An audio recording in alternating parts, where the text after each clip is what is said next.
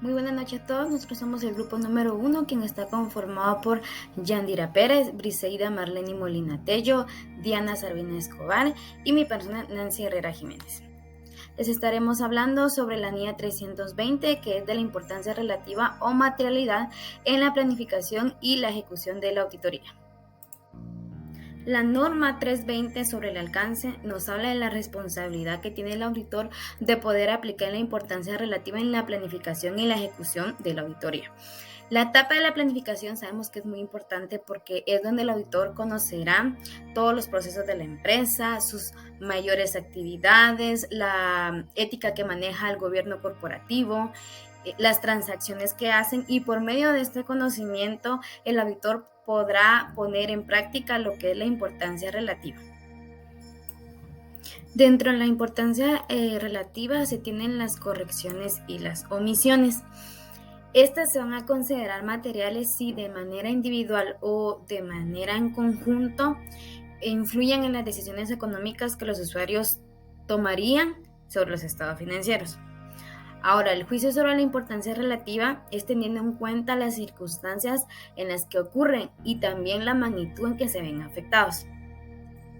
La determinación por el auditor de la importancia relativa va a venir siempre por su juicio profesional. Y para llevar en cuenta esto, también de alguna manera razonablemente él asumirá, ¿verdad?, que los usuarios tienen un conocimiento de la actividad económica de la empresa, de la contabilidad, que comprenden los estados financieros, cómo se preparan y la manera en que se auditan y se presentan, que también son conscientes de las incertidumbres inherentes que se tienen en las estimaciones y en los juicios que se pueden hacer a un futuro, y que la toma de decisiones económicas serán basadas en la información contenida en los estados financieros. En la definición tenemos la importancia relativa, que esta es la cifra o cifras que el auditor va a establecer para la importancia relativa en los estados financieros. Esto va a ayudar a reducir la probabilidad de que existan presentaciones erróneas sin corregir y que se detecte cuando exceden la importancia relativa. Ahora bien, en los requerimientos tenemos la determinación de la importancia relativa para los estados financieros y para la ejecución del trabajo de planificar la auditoría. Al momento de establecer la estrategia global por parte del auditor, él va a determinar la importancia relativa que se va a utilizar en los estados financieros en su conjunto. Pero si hubieran algún tipo de transacciones determinadas que contienen incorrecciones y que son inferiores al nivel de la importancia relativa que había determinado a un inicio el auditor, entonces el auditor va a evaluar para estas transacciones los niveles de importancia relativa que se le aplicará a estas transacciones, ya que aunque son menor a la importancia relativa que ya había determinado el auditor, pueden aún así influir en la toma de decisiones de los usuarios. En la revisión, a medida que la auditoría avanza, el auditor debe de revisar la importancia relativa en los estados financieros en su conjunto, y conforme vaya avanzando la auditoría, para ver también si se irá a cambiar los márgenes o los porcentajes que el auditor haya aplicado a la importancia relativa. Normalmente, por así decirlo, en la estrategia, ¿verdad?, el auditor aplica los porcentajes que estará utilizando, pero la importancia relativa se debe de estar revisando conforme la auditoría vaya avanzando. El auditor va a incluir dentro de la documentación las siguientes cifras y los factores que se tuvieron en cuenta para su determinación. Primero sería la importancia relativa para los estados financieros en su conjunto, el porcentaje que voy a determinar de la importancia relativa. También el nivel o los niveles de importancia relativa para determinados tipos de transacciones, que lo veíamos dentro de los requerimientos. La importancia relativa para la ejecución del trabajo y cualquier revisión de las cifras establecidas de un inicio a medida que la auditoría va avanzando, que también lo veíamos dentro de los requerimientos. Continuando con la presentación, seguimos con lo que es la NIA 330, que trata sobre las respuestas que tiene el auditor a los riesgos valorados. Esta NIA trata sobre la responsabilidad que tiene el auditor en una auditoría de estados financieros en diseñar e implementar respuestas a los riesgos de incorrección material.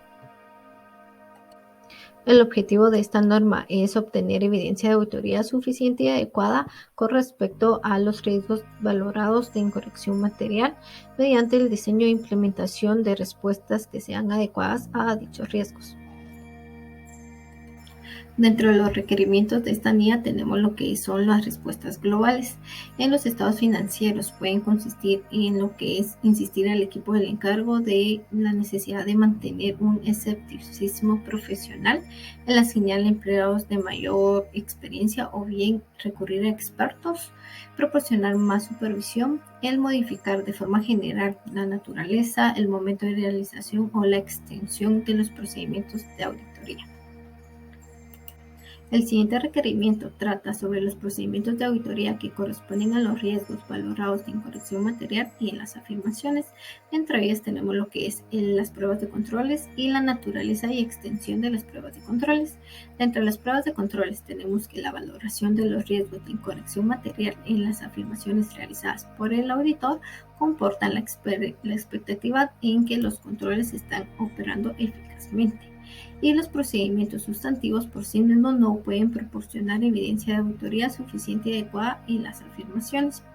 Dentro de la naturaleza y extensión de las pruebas de controles tenemos que hay que realizar indagaciones en combinación de otros procedimientos de auditoría y determinar si los controles que van a ser probados dependen de otros controles indirectos. En este caso sí sería necesario realizar otra evidencia para que la auditoría verifique si sí son eficaces estos controles. Utilización de la evidencia de auditoría obtenida en auditorías anteriores. Dentro de ellas tenemos lo que son los riesgos originados por las características de control, incluido su carácter manual o automático, la eficacia de los controles generales de la tecnología de la información, y lo que es la eficacia del control y su aplicación en la entidad, incluida la naturaleza y extensión de las desviaciones en la aplicación de los controles detectados.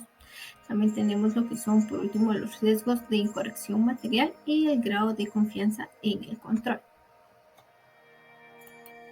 Evaluación de la eficacia operativa de los controles. Si se detectan desviaciones en los controles en los que tienen previsto confiar, el auditor realizará indagaciones específicas y determinará si las pruebas de controles que se han realizado proporcionan una base adecuada para confiar en los controles, como también si son necesarios pruebas de controles adicionales.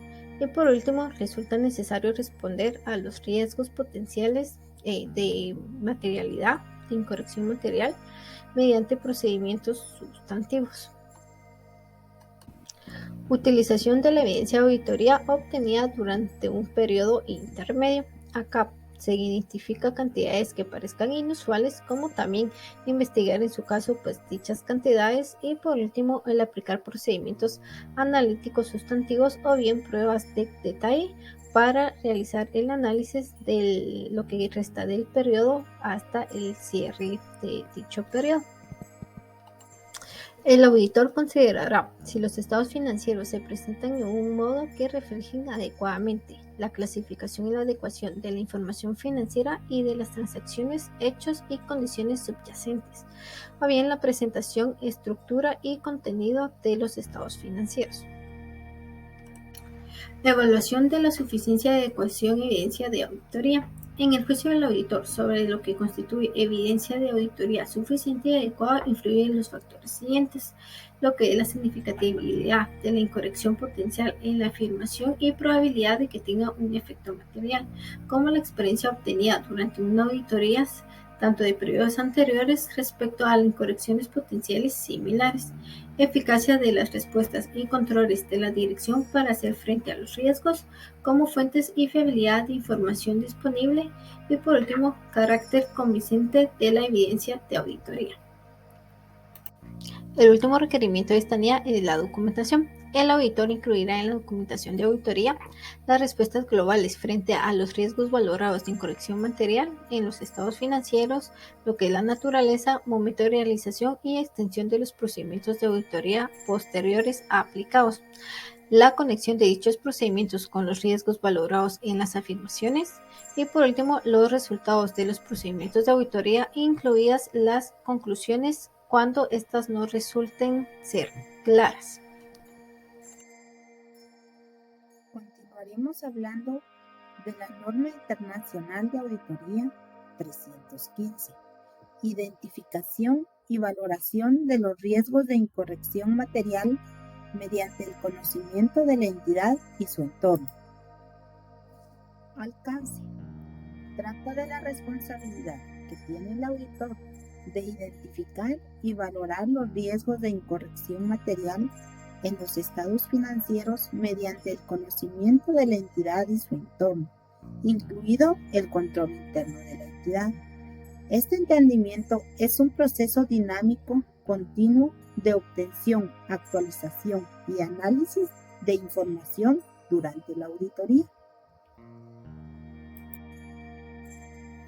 El objetivo de esta norma es identificar y valorar los riesgos de incorrección material debida a fraude o error, tanto en los estados financieros como en las afirmaciones, mediante el conocimiento de la entidad y su entorno, incluido su control interno, con la finalidad de proporcionar una base para el diseño e implementación de respuestas a los riesgos valorados de incorrección material.